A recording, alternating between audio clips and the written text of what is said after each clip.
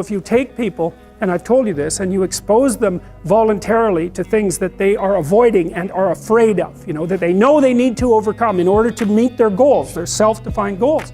If you can teach people to stand up in the face of the things they're afraid of, they get stronger.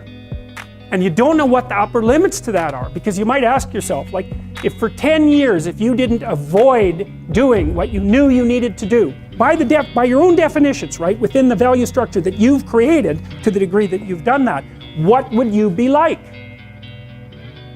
Well, there are remarkable people who come into the world from time to time, and there are people who do find out over decades-long periods what they could be like if they were who they were, if they spoke their being forward.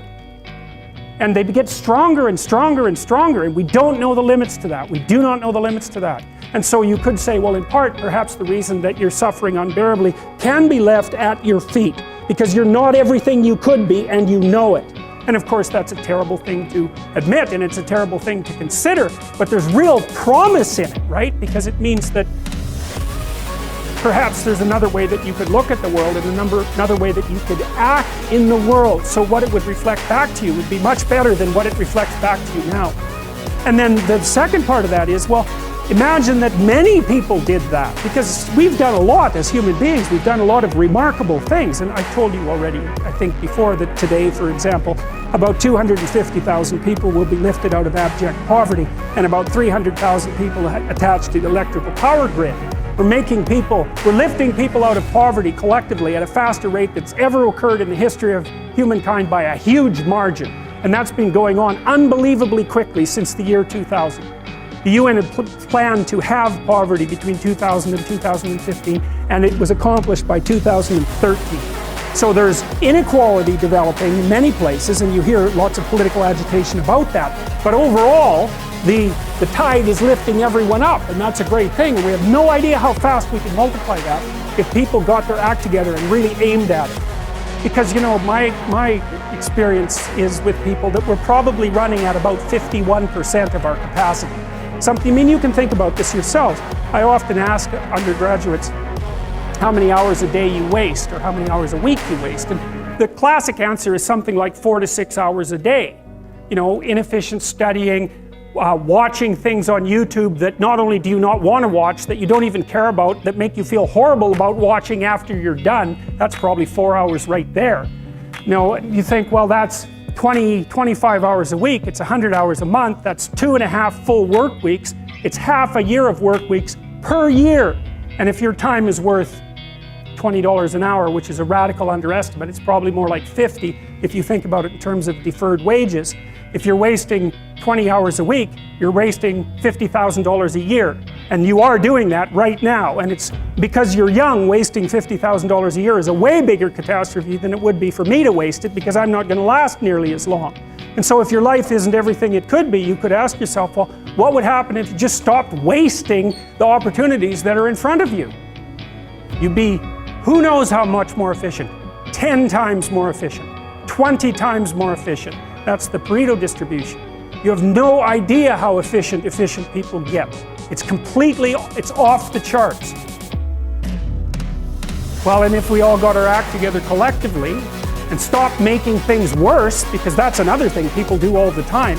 Not only do they not do what they should to make things better, they actively attempt to make things worse because they're spiteful or resentful or arrogant or deceitful or homicidal or genocidal, or all of those things all bundled together in an absolutely pathological package. If people stop really, really trying just to make things worse, we have no idea how much better they would get just because of that. So there's this weird dynamic that's part of the existential system of ideas between human vulnerability, social judgment, both of which are major causes of suffering, and the failure of individuals to adopt the responsibility that they know they should adopt. And that's the thing that's interesting too, is that, another thing I've often asked my undergraduate classes is, there's this idea that people have a conscience. And you know what the conscience is. It's this feeling or voice you have in your head just before you do something that you know is stupid, telling you that probably you shouldn't do that stupid thing. You don't have to listen to it, strangely enough. But you go ahead and do it anyways, and then, of course, exactly what the conscience told you was going to happen inevitably happens, so that you feel even stupider about it than you would if it happened by accident. Because you know, I knew this was going to happen, I got a warning it was going to happen, and I went and did it anyways. And the funny thing too is that that conscience operates within people, and we really don't understand what the hell that is. So you might say, well, what would happen if you abided by your conscience for 5 years or for 10 years? What sort of position might you be in? What sort of family might you have? What sort of relationship might you be able to forge? And you can be bloody sure that a relationship that's forged on the basis of who you actually are is going to be a lot stronger and more welcome than one that's forged on the basis of who you aren't. Now, of course, that means that the person you're with has to deal with the full force of you in all your ability and your catastrophe, and that's a very, very difficult thing to negotiate. But if you do negotiate it, well, at least you have something, you have somewhere solid to stand, and you have somewhere to live, you have a real life. And it's a great basis upon which to bring children into the world, for example, because you can have an actual relationship with them instead of torturing them half to death, which is what happens in a tremendously large minority of cases. Well, it's more than that too, because, and this is what I'll close with, and this is why I wanted to introduce Solzhenitsyn's writings to you. You see, because it isn't merely that your fate depends on whether or not you get your act together and to what degree you decide that you're going to live out your own genuine being. It isn't only your fate, it's the fate of everyone that you're networked with. And so, you know, you think, well, there's 7 billion people in the world. We're going to peak at about 9 billion, by the way, and then it'll decline rapidly. But 7 billion people in the world, and who are you? You're just one little dust mote among that 7 billion. And so it really doesn't matter what you do or don't do, but that's simply not the case. It's the wrong model, because you're at the center of a network. You're a node in a network. Of course, that's even more true now that we have social media. You'll know 1,000 people, at least over the course of your life. And they'll know 1,000 people each, and that puts you one person away from 1 million, and 2 persons away from 1 billion. And so that's how you're connected, and the things you do, they're like dropping a stone in a pond.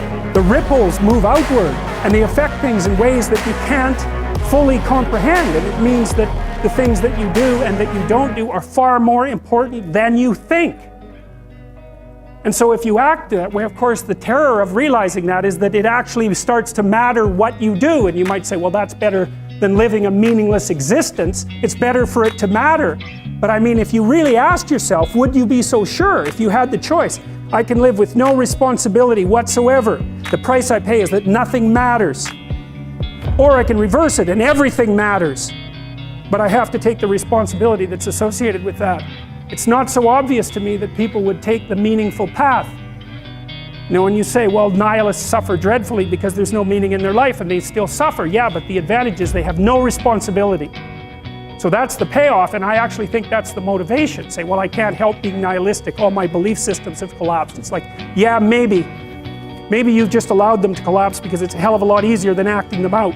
And the price you pay is some meaningless suffering, but you can always whine about that and people will feel sorry for you, and you have the option of taking the pathway of the martyr, so that's a pretty good deal, all things considered, especially when the alternative is to bear your burden properly and to live forthrightly in the world. Well, what Solzhenitsyn figured out is so many people in the 20th century, it's not just him, even though he's the best example, is that if you live a pathological life, you pathologize your society. And if enough people do that, then it's hell. Really, really. And you can read the Gulag Archipelago if you have the fortitude to do that, and you'll see exactly what hell is like. And then you can decide if that's a place you'd like to visit, or even more importantly, if it's a place you'd like to visit and take all your family and friends. Because that's what happened in the 20th century.